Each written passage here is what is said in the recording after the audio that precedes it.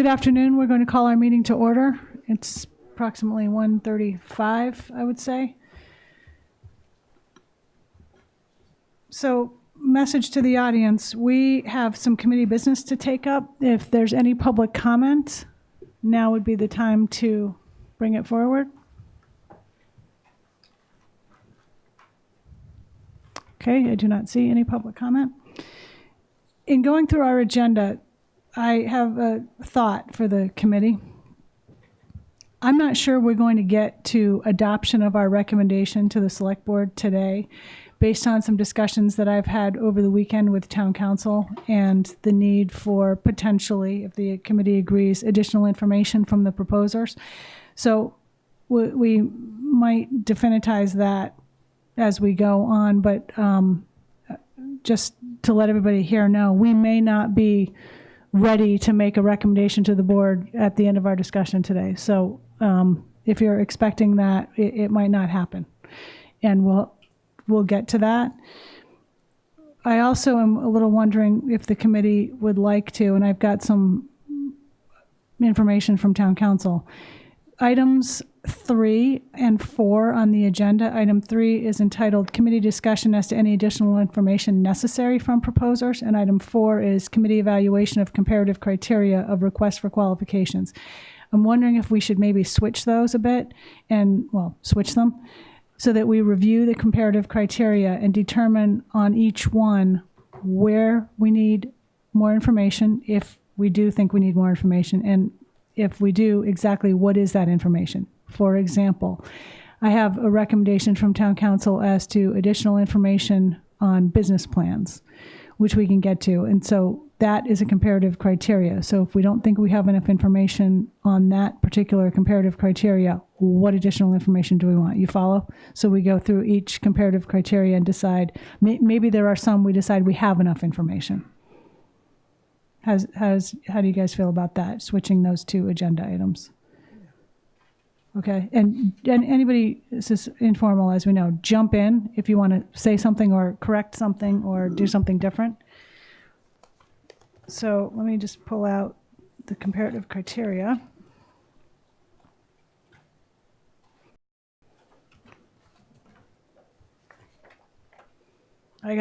There's a lot of paper in this situation here, so I'm going to be shuffling it around a little. All right, our first comparative criteria. Actually, let me back up a bit. Additionally, over the weekend, some of us were looking for and received some business plan templates, and we've got a couple of them. I think I forwarded them around to the group, so we might want to take a look at that. And I've got a couple of other potential questions that we might want to pose or request answers to in writing at a later time, just so that you know.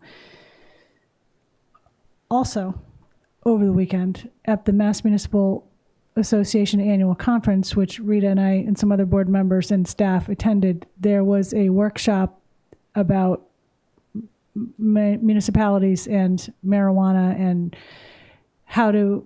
what best practices are in terms of dealing with proposals for businesses in your community.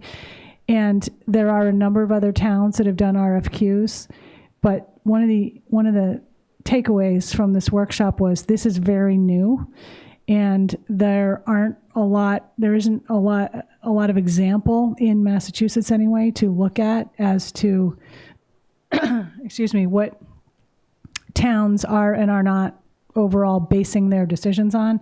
And most towns have, if they haven't done an outright ban or done what we have and limited the number of establishments, they have multiple applications, several, not just a couple. So that's just something to be thinking about. There wasn't one good, best management practice to use. There were a number that are being discussed and developed and worked on. Okay, so our first comparative criteria is knowledge and understanding of the adult use marijuana retail and medical marijuana licensing procedures. Do we feel that we've gotten enough information from both proposals on that criteria? And if we don't, what additional information would we want? I'm not entirely clear. It did come up during the interview. I'm not entirely clear for the Mass Medi applicant how they seem to have a long list of very experienced people, but I'm not entirely sure how that will translate to the sort of on the ground local team that has more general industry experience. So I guess just don't know how to phrase that as a question or a specific request for more information. I'm not sure what format that would come in, but that is something for me that is still, I don't understand how that will work. Yes. And how the, I don't understand if that technical team is going to be here for the first year, or the first 6 months, or if they're, and they're doing the work and training people in, or if it's more of a 6 weeks, 1 month kind of thing.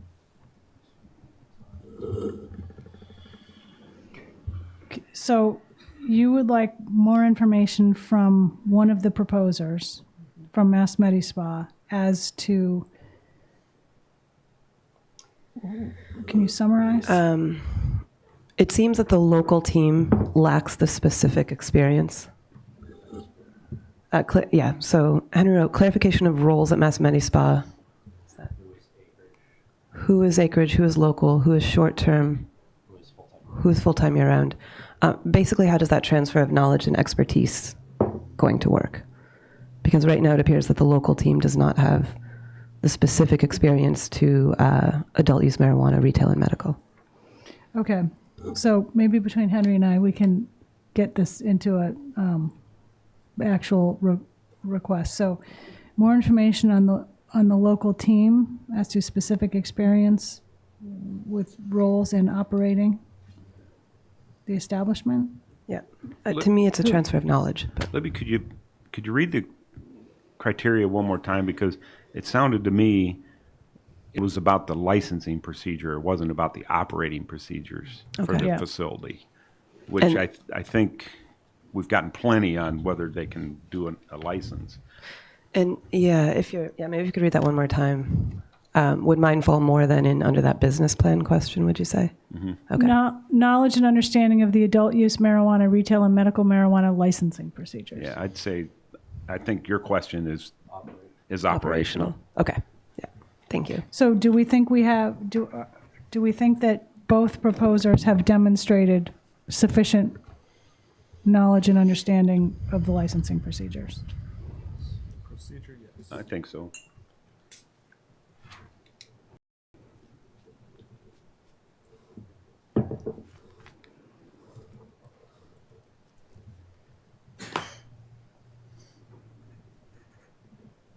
Okay.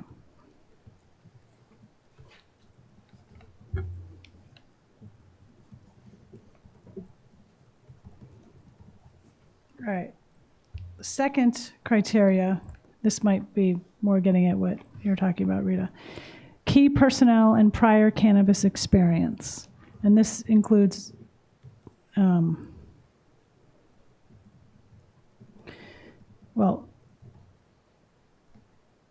contact information as to primary point of contact, names of executive managers, persons, entities having indirect or direct authority over management policies or security operations, names of persons contributing more than 10% or more of capital to operate. And then we rate them highly advantageous, advantageous, or not advantageous, depending on what percentage of those people have prior experience in the cannabis industry. So do we need more information to understand if the people they have provided the contact information for, what level of experience they have? I think they've really listed off the people and the experience that they have. So I think mine is still actually more that business plan operational, I suppose that employee staffing plan that we looked for. Yeah, that might be more of a staffing, what you're talking about is more of a staffing situation. So do we feel we have enough information to rate them both on key personnel and prior cannabis experience? I think so. Yeah, the only question I have is, and maybe it isn't related to this, is that part about the 10% ownership or more, was that really clearly defined amongst all the people who is a 10% or greater stakeholder by either one of them? Well, this criteria specifically says, I'll just read it again. Yeah. The RFQ has provided contact information for the primary point of contacts, names of executives, managers, persons, or entities, etc., having direct or indirect authority over management policies, security operations, and names of persons contributing more than 10% or more of capital to operate. Yeah, I don't think we actually got that part from either one of them. We got some general answers, but I don't think we got any specifics, who got what. So do we think we need the names and contact information of all of these titled individuals who are contributing 10% or more of capital to operate? So the titled individuals, or is it anybody that's contributing 10% or more?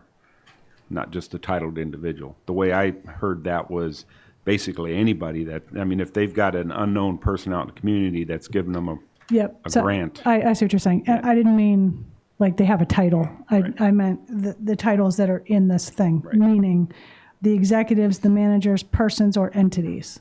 All those people. We have that. That have direct or indirect authority over management policies or security operations. Okay, so I think I see what you're saying now. We have that part. Right. Do we have the names of persons contributing more than 10% of capital to I operate? don't think we have that. Yeah, I think there was the question about the real estate that seemed to not be entirely clear. And that's a different item. Certainly a capital item.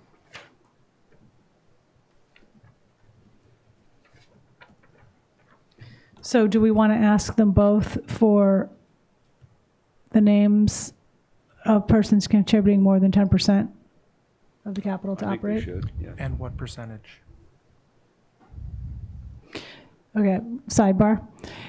Once we have gone through our additional information items, I want to go through what I received from town council as to additional information items. And then what we'll probably do is write it up, have town council review it, and then send it out.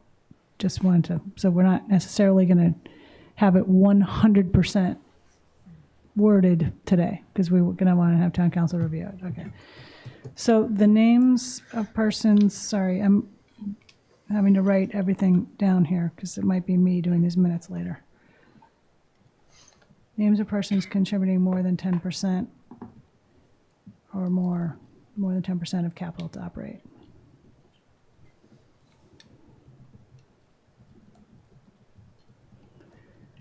Okay, we good with that?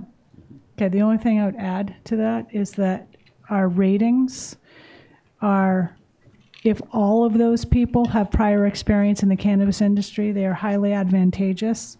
If at least half have prior experience, they are advantageous. And if less than half have prior experience, they are not advantageous. So maybe we just want to ask them to confirm this group's experience.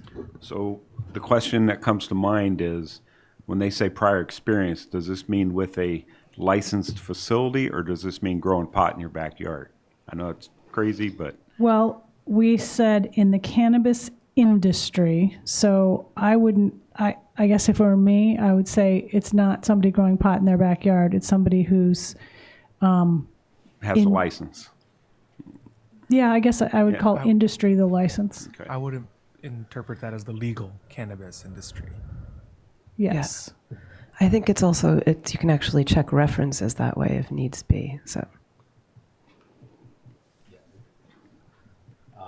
Sorry to throw a wrench into this, but a lot of people start in the black market here, and if they have experience for 20 years, then I know it was illegal 10 years ago, but they still have experience.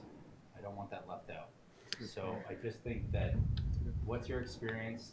Give it to us all. Now it's all out in the open. We're not gonna prosecute you for pot you grew in your backyard. Well, don't make promises we can't hold.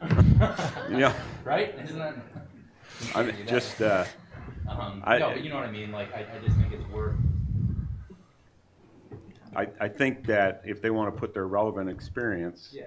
they need to identify whether it's black market or whether it was licensed. Or maybe we just leave it and then we can determine if we think their experience is relevant. That's what I just didn't want to constrain it. Yeah, that's it's a good point, because regardless of whatever we do at the state level, it is if the DEA decides to come down here tomorrow, it's still, there's, no matter who it is, it's still in trouble, regardless of whether we deem it legal or not. So this exposing is, or disclosing that it's illegal background back when they thought it was illegal. I mean, it's a good point. Started growing pot when they were 18 and ended up as a master good point. cultivator when they're 31. I would probably want to know about it. It's an excellent point. But that's a lot of experience. Yeah. I think the only problem, and I know this whole conversation, especially around local and experience, we've been sort of warned that you have to be careful because a lot of locals aren't going to have the experience. So I think as we look at this, I think keeping that in the back of our minds. But the one thing, I mean, someone can say they started growing at 18. I think it's not particularly verifiable. So I don't know. You know, I could say that I Honestly, started. I don't think it's that relevant myself. I think what's more relevant is when they're doing it in the scientific manner that is being done in the licensed facilities versus, you know, the backyard grows, which I've seen many of those, and they're not experts. There's a definite gray area Yeah. between a licensed facility and backyard grow, and some of them, while not be licensed, are highly sophisticated. So I just don't think we should miss out on that. It's a great point. But also, I think we're also sort of talking about the business end of it, how they managed it, operated a facility, that kind of thing. Yeah. But in any case, what we want to get then is the names of all persons contributing more than 10% of capital to operate. Yes. Yes. And then whatever they want to put as their element experience. Yes. Experience. That's a disclosure. All right. Number 3 is the business plan. So I'm just going to go through some of the, I sent you guys all the questions from town council. 1, who is contributing capital resources for the project? 2, what is the total amount of capital available? 3, do you have any bank records, private information may be redacted, verifying the existence of the capital? 4, are you able to provide certification that the funds used to invest in or finance the marijuana establishment were lawfully earned or obtained? Personally, I would probably go with all of that because it came from our legal counsel. I'm good with that. And we'll get to the sort of format we want this in a minute. And then there are some specific additional questions for each proposer. So maybe before we get to those, Do we want to talk about the P&L? The Yes. simple P&L yes, in this? yep. So I don't know which one. There were. I think there may have been a couple of templates floating around, unless you didn't get to send yours. I did send, I just had financial templates that showed the startup business costs. I felt some of the questions that we had last time about who are the investors, how much are they contributing, and what is the relationship between the investors, what is debt service on loans, those would come out in something like a business startup cost template financial spreadsheet, as well as if we had a sort of pro forma 3-year, 5-year projections cash flow. So I sent Libby some templates that I came across that I thought captured some of those and could be used as part of the financial worksheets for a pro forma business plan if that's what we decide to do. So the pro forma business plan. Apparently, it's not too hard to get one online. And I asked our town auditor if they could provide one. They did. I sent it around, and it basically is things like, the first page would be the company name and logo, the date of submission. We don't need that because we already have it. An executive summary, a company description, products and services, market analysis, human resources, 3 to 5 year financial projections, marketing and advertising, and there's some questions associated with each one, procurement, financing, operating plan, et cetera, et cetera. The only thing that this doesn't really have is the actual physical format that we want this in, other than each answer would be on its own page with a title of what it is. You follow?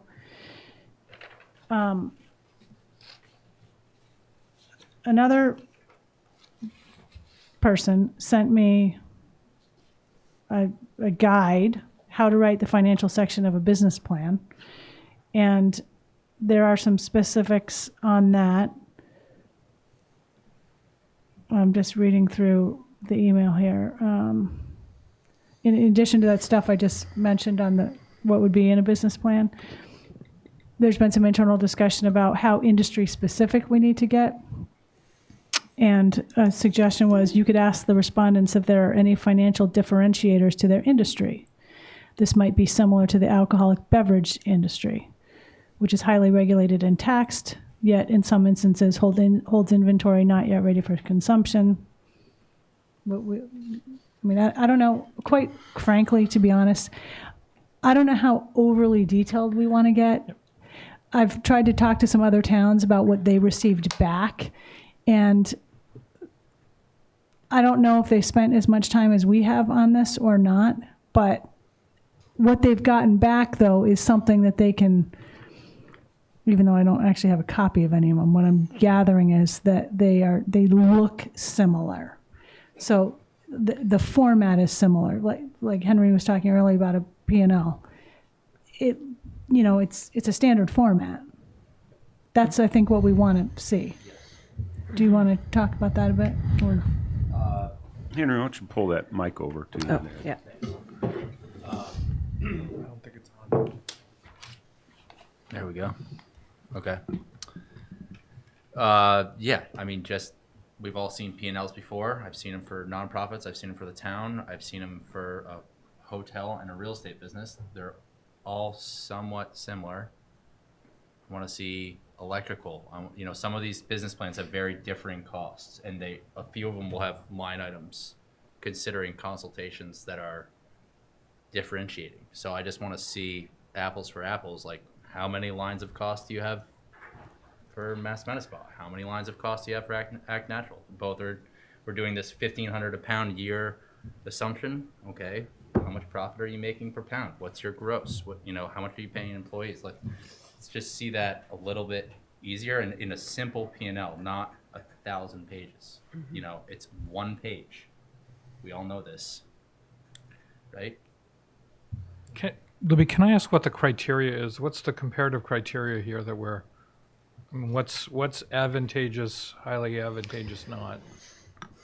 Highly advantageous is a business plan that displays a superior amount of resources and staffing to accomplish the goals set forth in the business plan. Advantageous is an adequate amount. Not advantageous is a fair to limited amount. So what those things are, I have no idea. I don't either. So, I mean,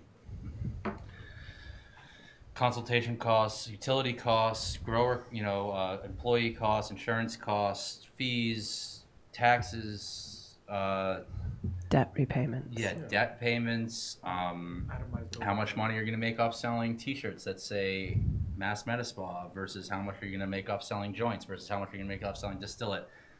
How much of each product represents the bulk, your inventory percentage. Are you selling 80% distillate and 20% raw flour, or are you doing a lot of wholesale or retail? Where does the revenue in your business come from? And I think because it's not just one product, it's a lot of products. And I think what's missing is an ability to understand when someone says, I've got 10 million to put into this, we have no way to understand if that's a reasonable amount of money to put in because we don't know what their startup costs are and then the first 3 years.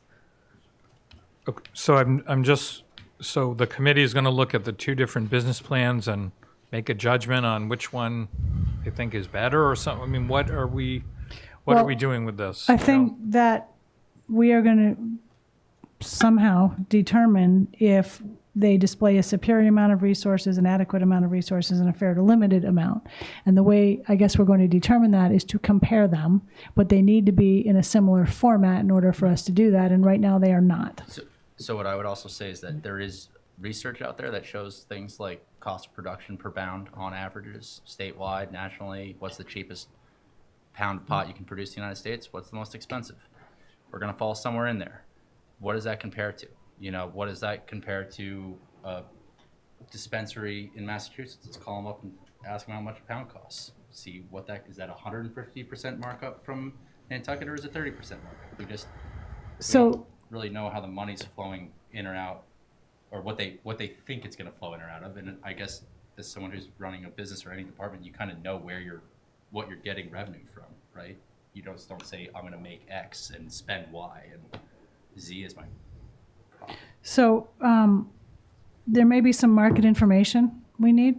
And I think it sounds like Henry already has it, or can help us with that. So I think we're going to get, we don't have to spend, even though we already have our lives on this, but I think we get some of this information and we look at apples to apples presentation. Some notes I can send. Are they using different, I know that like fertilizer costs can be way different. Mm-hmm. I don't know. They have a fair amount of testing and wastewater treatment stuff. So we basically want to see all of the sources of revenue, all of the expenses broken down into an operating business plan. It turned into dollars. Yeah, I think Henry's response about profit and loss statement is perfect. Yeah.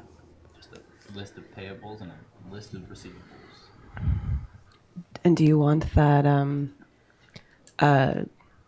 the rest of the business plan in that pro forma template filled out as well? Or is that just going to be, is it really the numbers we're after? Yeah, I think it's the numbers we're after. I think we already have the rest of their business plan. Yeah. What they gave us before. So, all those questions we asked last week, and those are follow-ups to what they already told us they were doing. I just want to see it in one place. Yeah. So we basically need specific numbers for a business plan. And I don't know if we have a specific physical written out format or template we want them to fill in, or do we want to basically just say, give us a one-page document with these things that you just said, Henry, list of payables, list of receivables. Yeah, I don't want to list a bunch of things out. Right. I'm more than willing to. I'm sure I'll miss a few things, but yeah, but we're not the experts in what it all is. I would just say, if you were presenting a profit and loss to your shareholders, you're not going to give them 1,000 pages. You're going to give them maybe 10 pages. Yeah, and I think we want not even that. Yeah, but that's detailed enough so that we can make a proper assessment. And if that's unreasonable to the applicants and they think they need more pages than that, then I'm all ears. But 111 by 14. Yeah, what are the term sheets on a Fortune 500 company that you look up when you buy stock? It's a few pages. Yes. I've got one on Excel right here. Do we want to?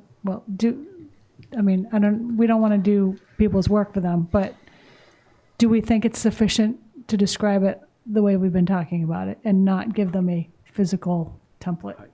If you want to compare them, I think we need to have I'll look up a form. Okay. Yeah. Yep. And I'll ask for, maybe we can get one from a third party, so to speak. Yep. Why don't you just forward me you have one right there, and they are not too hard to look up, but maybe you can just send me yours, and we'll use something along those lines. So this item that the auditor provided, I think we already have a fair amount of it, and like the executive summary, we have the company description, we have products and services.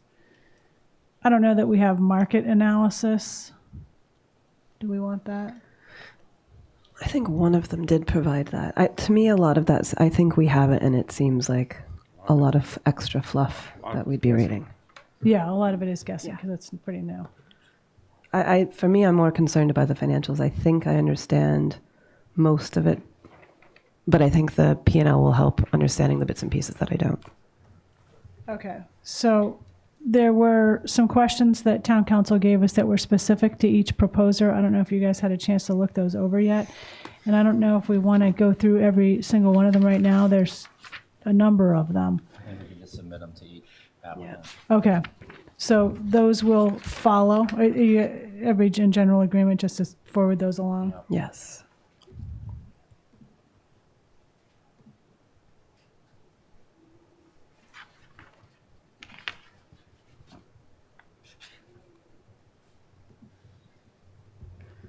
All right.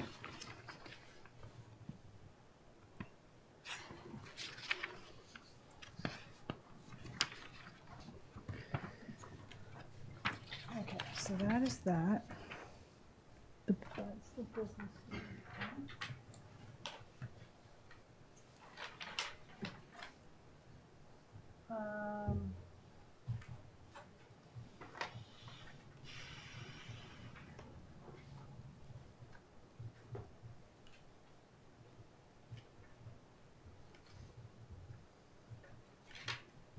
So Rita, you had sent me this business plan that shows the first 5 years of cash flow projected with do we think that's enough to be in? That'll get captured in the P&L. Okay. And I think that's simpler than I think again, the 5 year, once you go 3 to 5, it is just a multiplier effect and a bit of guessing. So Okay. I'm happy with the P&L. 5 years is guessing. Yeah. All right, so that's the business plan. The proposed timeline, number 4 criteria, comparative criteria, is the proposed timeline and development plan. I think they both provided that, and I didn't really have any specific questions. We're good Yep. with that one? No, that's pretty clear.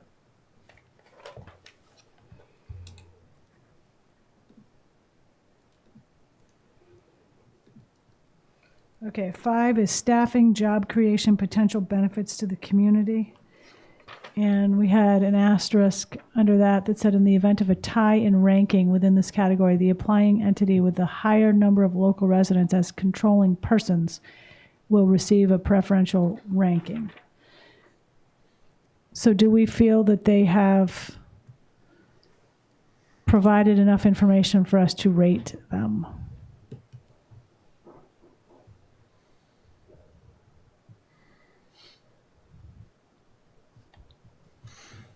I think on the staffing, I feel like they were detailed enough to make a rating here. And then I have my own thoughts about whether or not they were highly advantageous or not advantageous. We probably all do. So maybe we go through that when we are ready to come back to this. So 5, the staffing, job creation, we think we have enough information. It's all theoretical. Like until there's any real market analysis or a real market and an actual test to know how many people they're going to need. We're all planning for what happened in Leicester, which is like $400,000 in one day. What if it's only $50,000 in one day and we're staffed for a $400,000 day? So I feel like we have the information, but it's also a little too theoretical for my liking. It's just a comment. Sounds like we think we have enough information on number 5. Number 6 is demonstration of historical local residency, community involvement, and/or community support of the applying entities, affiliated officers, personnel, and controlling persons. I think I have enough information on that. Yeah. Everybody's agreed? Mm-hmm. 7, proximity. It is the preference of the town that the location of adult use marijuana retail establishments be spread across the town and not clustered within the same neighborhoods. Isn't that contrary to the bylaw? A highly advantageous rating would be that the proposed collated marijuana establishment will be located at a distance greater than 1 mile measured lot to lot from any existing establishment. So that, one of them clearly meets that, and one of them has a site of the two sites presented that meets that. In that scenario, and I think this has actually been something we haven't clarified, are we only considering the Tomahawk property for Mass Medi, since the other one doesn't currently meet the... I would local say zoning? that is the advice that we've gotten from council. Yes. Okay. So as far as the proximity goes, I think it sounds like we have, it's not too, it's a pretty straightforward one. The issue of site control might be a different matter. All right, that was 7. 8 is product testing. Honestly, this is kind of technical. We're going to have to rely on you, Roberto, to tell us if you have enough information to make a rating. They've both said that they're going to do high pressure liquid chromatography. One of them is going to be consulting with an off-island laboratory. We don't know how feasible it is to get that off-island laboratory to bring testing equipment here. However, the terpenes, certain byproducts are allowed. They're not illegal, so they can put those on the boat and they can get those to the off-island laboratories. So consulting with an off-island laboratory is totally fine. On-site HPLC is not a bad idea. I would like to see the technical specification of the equipment that's being used, but until a license is given and they know what equipment they're going to buy, that's too onerous to ask for. The gas chromatography that was being offered by Mass Medi Spa is actually a gold standard. My only issue with that is there's no one in the application that was written in there about who would be qualified to do gas chromatography. That you need a chemist for that. And if you have the money to hire a chemist, that's be impressive. But we can definitely get information on that. They both provided excellent write-ups about what they're going to do. They both work, and they both provided the same basic test, which is high pressure liquid chromatography. So it sounds like you feel like you have enough information that's been provided by both to rate them. It's kind of a hold my nose and say yes. Well, what else would you want? No, it's HPLC is the way to do it. It's just there's nobody provided an actual laboratory process on how they're going to do quality assurance, quality control. But we didn't ask for it in the application. So I can't say no because of that. I would like to see it, a quality assurance plan and a quality control plan, because like any laboratory has, based on the EPA template. So if they need a template, there is one. But at the same time, we didn't ask for it. So what we did ask for, though, is what we're rating them on is a detailed description of the alternative testing protocols that will be employed to achieve compliance with the majority of the state testing requirements. And I feel like they provided that because Okay. HPLC, like what they both broke it down. They broke it down to what standards. It's just the laboratory procedure that I would like to see, but we won't be able to see that until we've issued a license. So. All right, so I guess we're saying we have enough information on the testing. Yeah. All right, our last criteria is traffic management.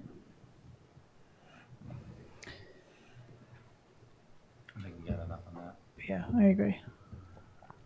Chief, do you think we have enough on that? Mm-hmm.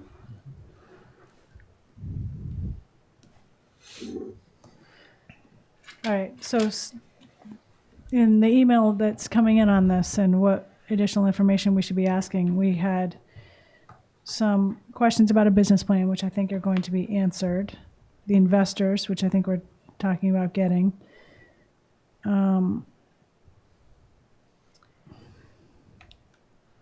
there are some specific questions for each that we'll get out that will be emailed around to them. I'm just reading what you sent, Rita. I guess we wanted to ask them both, are they willing to agree that the licenses are non-transferable, which, as I understand it, is something that's in the host community agreement, but maybe we want to hear it. Libby, can I just say that I Yeah. think that town council's list of questions really got into that a little bit more in depth. Okay. So I think that does get covered in town council's The specific questions. ones? Yeah. Okay, fine. Do you feel that about the rest of your items?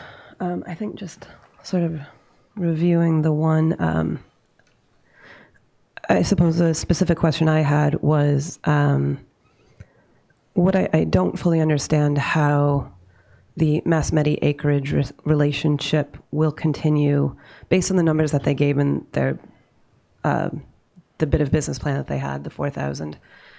What happens if Mass Medi, the nonprofit, essentially fails? There was sort of a comment that acreage has plenty of money to keep putting into it, but at some point it would just sort of disappear.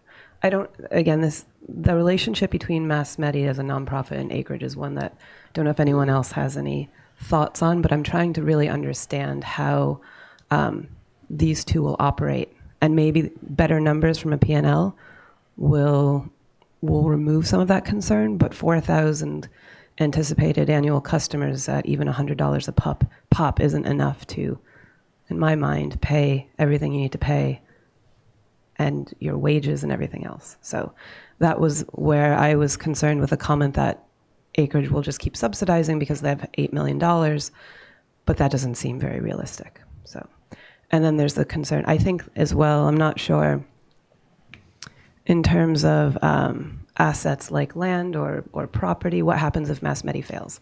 So again, I'm not quite sure how to phrase that, but my concern is really understanding the relationship between Mass Medi and acreage. That really applies to both of them, doesn't it? I mean, if Mass Medi's going to chance of fail, so is the other one. I think, to me, Act Natural with the corporate structure, the sort of what happens when it fails is a little more obvious. I guess maybe it is back to the transfer. If Mass Medi fails and acreage decides to stop subsidizing it, sort of again, what's the status of our license? Does that license then, that stays with Mass Medi, that fails, I suppose. I would think they don't have a license anymore. Yeah, I think that's right. And I think in you guys are the business experts, you probably know a lot better than me, but I know host community agreements can say a lot of things, and they'll say we have some approval process over people who come along after these two groups, but I'm going to guess that we probably have less impact on that than what we probably think. In terms of somebody makes a big investment, multi-million-dollar investment into a business, I not seeing how they're going to let us just stop somebody from moving that business on to somebody else or selling it. Mm-hmm. And a not-for-profit has at least some levels of protection. You can't sell a not-for-profit. But another private business, you can. We have the right to maybe approve who their officers and directors are and their new everything else, but they could just keep selling it. But the bottom line, it comes down to either one of these two applicants, if they go out of business, there'll be somebody else come along behind them to start up another one. Unless it was just an absolute failure because there's no customers here, which I doubt that's going to be the case. I think somewhat we're getting too far into the weeds on that one. I think town council's questions will bring out the issue. The issue in my mind is, and I'll go ahead and say it, the issue is the rumors about attempts to sell this license before it's even been granted by one or both parties involved here. That's concerning. And I think that's what we need to get to the bottom of is because if somebody's planning on selling it, why give it to them to begin with? Let's go with the other company that's making a commitment. So that's my concern with that issue.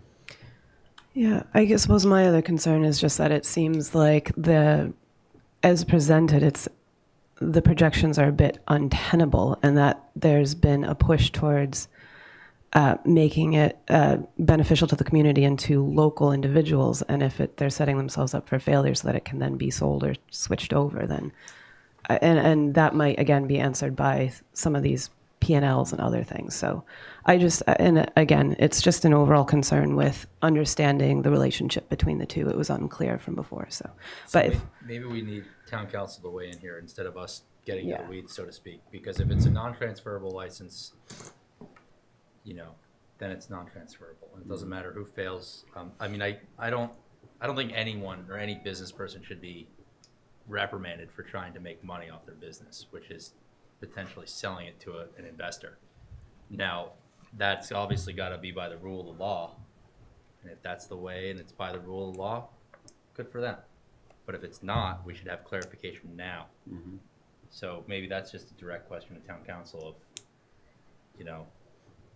someone gets hit by a bus or They get old. want They to wanna retire, yeah, whatever. How does the transfer, how's the end of a license work? The end of the license's life, so to speak, work in regard to a failure, whether it be catastrophic or business. is that sort of exit strategy question? What's your exit strategy? I'm not sure, but I think you just straight up pose it like the chief said, if you sell controlling interest of your company, what happens to the license? If you retire and decide to give it up, do you have the ability to sell your company and maintain a minority shareholder and let someone else run it without going through the whole process again? Let's just get some clarification on how the transfer of licensure works in multiple scenarios, it sounds like. From selling equity in your company to retiring to tragedy. I think that's a good question. I think at the risk of having overthought that a little bit, I'm fine with town council's questions. The one thing as the select board representative is that the select board has been very concerned and have put it in their HCA that these licenses are not transferable and would rather, essentially they don't want to see these licenses being sold off. Is the town in the position? It's the HCA that's not transferable, right? It's not the license. The license is a state-controlled thing. Well, the local license we're talking about. Yeah. Okay. There's a local one and there's a state one. Okay. And it can be transferred, but not without the approval of the board. Without the approval, yeah. So I think town council's questions that they sent on, that will be forwarded, I think captures most of this. So then maybe it's up to us to follow up with town council on a couple more specifics, i.e. selling majority or even, I don't know, what happens when a new 10% shareholder comes in? Do we have to reapprove them and get their relevant experience and all, do what we're doing now? What are the specifics there? So I just think it's more about new shareholders or new operators. Should the business or nonprofit either fail or move on for whatever reason? God, just for the sake of making more money. How about that? Right. Yeah. So is that a specific question? Yeah. What is the legal status of the license if you transfer 10% more shares to a new investor? Essentially bringing in new players that our criteria requires us to vet Review. Yeah. and review. So And that's probably good for the people on the other side of this table to know too. Probably, some of these things I think are in the specifics to the proposers from town council, but I'll try to make sure of that. That's the comparative criteria. So I think we've identified the areas where we would like additional information. Since we need the additional information before we can actually sufficiently, I think, go back and do our ratings on the comparative criteria. I don't think we're prepared to make a recommendation to the board today because I don't know that we would have, since we don't have the information, we can't really do our job of going through the comparative criteria. So I would guess I suggest that we get the information out to the proposers as soon as we can. I just want to do one more go around with town council about the items that came up today here at this meeting. Get them out, give them a time by which to get it back, meet again shortly thereafter, and hopefully we can evaluate the information and do the comparative criteria ratings Are we talking about concurrently. next week? Can we push that? I mean, if we already talked about having a recommendation by the end of. January 31st, I think, something like that. We had originally hoped that we would have a recommendation today that we could give to the board for its meeting next week. However, we don't. So if we had the information by about a week from now, maybe we could meet on, About the 31st. I was going to say, maybe we can meet on the 31st. That's a bit tight to get our recommendation to the board's packet for the 6th, but I think we could make it happen. I mean, do we want to risk that? I mean, this seems like a lot of information, and if I just don't want it to come back that now we're facing post-committee action because the idea that we didn't have enough time to review and Yeah. We I mean- don't want to do this too many more times. no. So like, what about even saying The week after? the 31st, make a recommendation by the meeting on the 12th? It would be the meeting on the 13th, but yes, we could do that. So we would meet on the 13th, or we would make a Oh, do you mean our meeting or the board meeting? well, we could meet next Thursday with the hope, but make our recommendation by the 13th, so that gives us one more follow-up week if we need it. Okay. So just to run it through a bit, do we think that that would mean that we're going to need the information back in order to give us time to look at it by like Tuesday, a week from today? That's too quick. I think that's too quick. So if we want it back maybe more like the 31st or potentially even the 1st, we get it, we look at it, we meet sometime the week of the 4th. Henry, I know you're going to be, are you going to be, is that? I'm going to be away. But you could maybe take a look and let us know your thoughts. Yep. We could have a meeting that week to evaluate it and go through the comparative criteria. Okay. And then maybe we make a recommendation on the, I'm just sort of talking out loud here. Let's make a recommendation on the 11th. Yeah, we'd have to meet on the 11th and we'd have to make a recommendation that day and get it to the board for their packet. Well, their packet would already be out, but we could give them this that day and they could bring it up on the 13th. Is that what we're talking about? That's fine with me. I think you guys are probably twice as busy, so. What do you think, Rita? Was that? It doesn't give the board Yeah. much time to It's- look at it before the 13th. Yeah, it's not ideal. I think some board members might not So, be happy about that. so then what about we meet on the 31st, or we get everything back on the 1st, we meet on the 11th to make the comparative criteria with the recommendation for their meeting on the 20th. The 20th.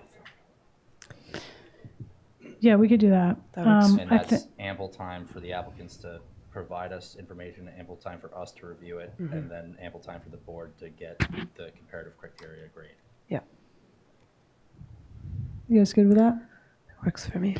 So we are going to, So the first is the deadline for the responses. yep. Okay. I'll send you my notes right now. So the additional info responses would be due on February 1st, or do we want to say the 31st at like 2 o'clock? Yeah, So we 31st. have time to get it out and get it. Yeah. Yeah, great. So we'll say 1:31, 2 p.m. And then committee meets on the 11th. It's a Monday. Do we want to say 1:30 again Yeah, that's fine. to review and go through the comparative criteria? And hopefully we'll plan to make our recommendation barring any unforeseen issue coming up. Yeah, I mean, if we're gonna do the criteria, then we'll, I mean, It should that's arithmetic. become, yeah. And so we'll plan to give the board the recommendation for the 20th. So we have no meetings between now and the 11th? Or do we Correct. have- Okay.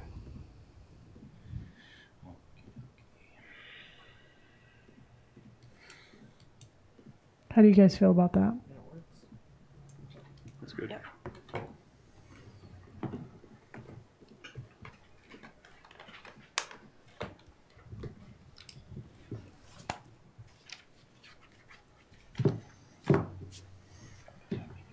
So Henry's going to send me some of the additional items above and beyond the town council list for me to get to town council. They can do a final sign off, and then we'll get the questions out.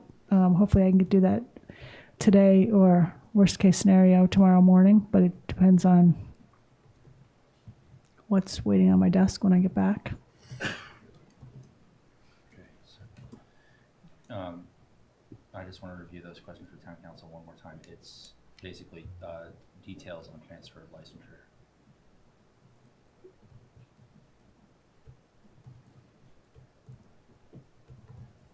Details on transfer of license in the event of one bankruptcy,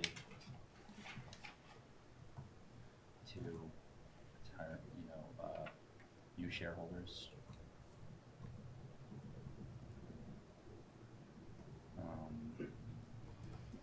The names of all persons contributing more than 10%. Yeah, I've You got already that? Okay. got that. This was more of the transferal.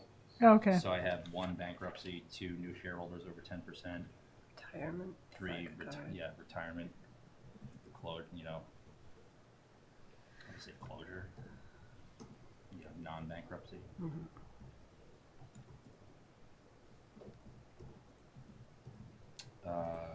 And I think new shareholders over 10% covers selling the business, right? I mean, Yeah. anything else, so we have going out of business, selling it to somebody, retiring, Bankruptcy. that's it, right? Yeah.